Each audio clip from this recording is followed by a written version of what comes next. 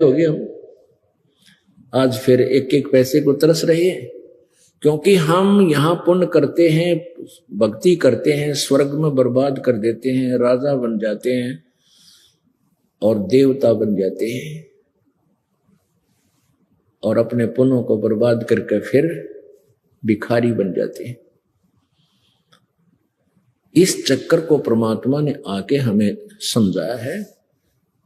तो क्या बताते हैं, परमेश्वर ने आके आवाज लगाई, चारों युग में संत पुकारे, कूक कया हम हेल रे, हीरे माणिक मोती बरसे, ये जग चुभता डेल रे। परमात्मा परमेश्वर कबीर जी कहते हैं कि चारों युगों में मेरे द्वारा दिए गए ज्ञान को मेरी प्यारी आत्मा, उन श्रेष्ठ आत्माओं संतों ने भी आवाज लगाई, रुक के मारे, हेले दिए, और मैंने भी आवाज लगा लगा के जगह जगह खड़ा होकर के ऊंची आवाज में गा गा के तुम्हें ये ज्ञान दिया। लेकिन हमें ना पहचान कर तुम इस शास्त्र साधना रूपी डले ढो रहे हो, जिससे तुम्हारे साथ कितना कष्ट हुआ, कितना दुख हुआ।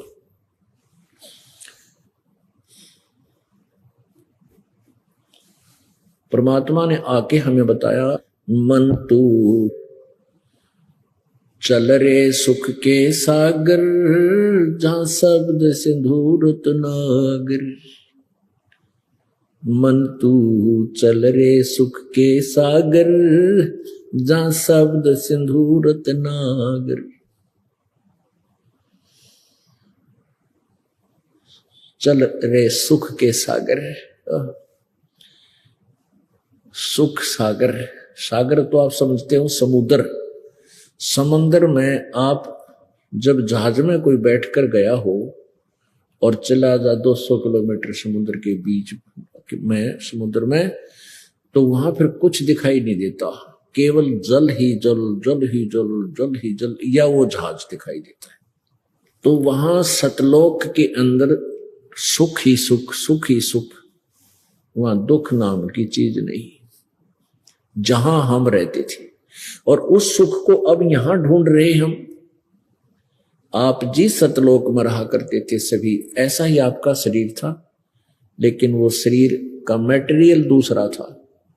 ये तो है 5 तत्वों से, मिट्टी से कच्चा घड़ा समझ लो, और वो सोने का बना हुआ हो, यानी उसमें ना बीपी आई हो, ना लो हो, ना जाड़ पड़वानी, ना दांत निकलवाने, ना किसी प्रकार की कैंसर, ना टेंशन।